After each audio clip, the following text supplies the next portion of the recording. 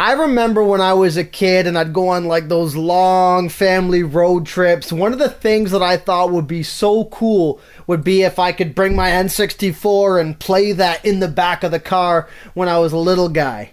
Now, as I've gotten older, you can actually look at this big arcade here. I've basically used this platform to help explore a lot of stuff that I didn't get as a kid with my son.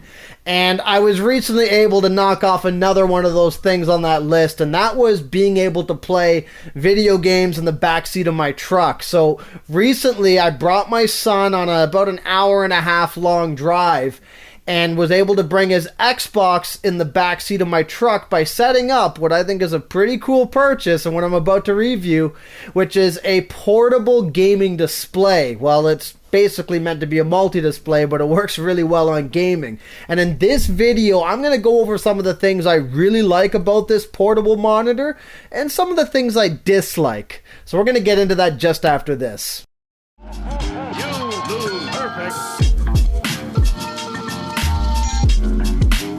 Part of the reason I decided to get a secondary display actually wasn't just to play Xbox on the road.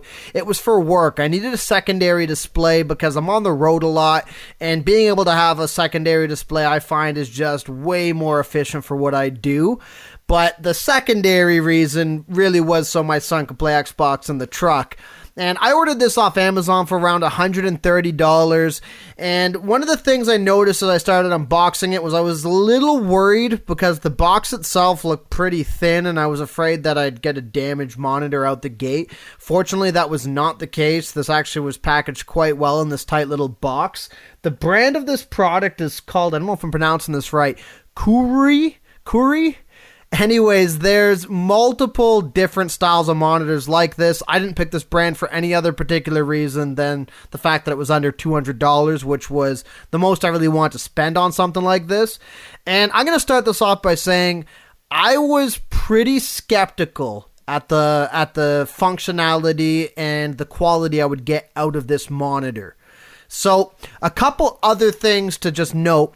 This monitor, the way it's set up, so it has two USB-C ports and a mini HDMI. The HDMI cannot alone power the actual monitor, but if you're not using an external charger for this USB-C port, the monitor, one of the kind of weird quirks is it'll actually only run at 50% brightness, which is kind of annoying, but it's actually also quite functional because on devices like the MacBook, I can literally just plug it and play, and it works pretty simple, although it's a little dim.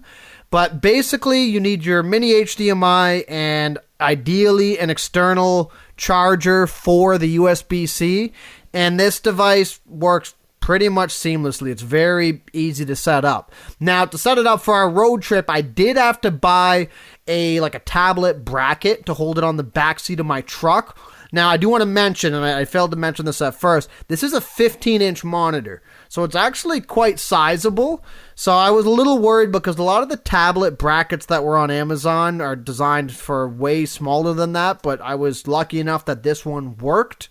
And I also, in the truck that I drive, my cute little Nissan Frontier, I have external power for something like the Xbox Series S. So it was pretty simple to just plug in the Xbox Series S into the backseat of my truck, plug in the mini HDMI, plug in the USB-C, and tether this to my iPhone, and my son was good to game on the road. Now, as far as the actual usage of this, one thing I want to highlight is I'm actually incredibly impressed with the quality of screen that this thing produces for the price that I spent.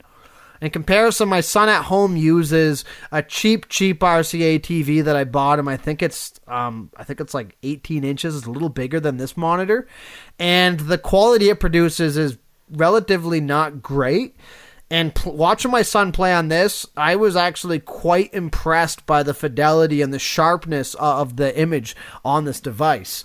There are a couple quirks, however. The buttons on the side that you use to change things like brightness and volume, I'm actually still not sure how the volume necessarily works. There are speakers on the front, but the volume seems to be, sometimes if I press the volume button, it gives me the volume up and down. Sometimes if I press the volume button, it gives me different preset settings for the screen when you're gaming.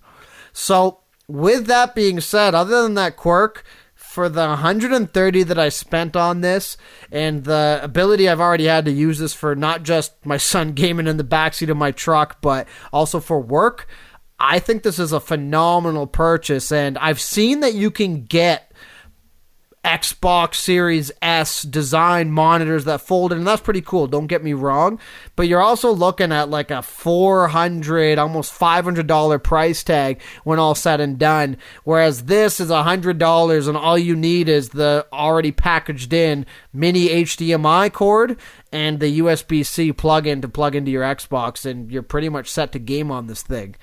If this thing was a little bigger, I'd probably just buy another one and replace my son's RCA TV with it as a standard, just because I think the quality itself is quite impressive for the relatively small price tag. So all in all, I'm very impressed with this Kuru portable monitor, and I would definitely recommend this to anyone else who's trying to do gaming on the go, just like my son and I tried over this past little trip.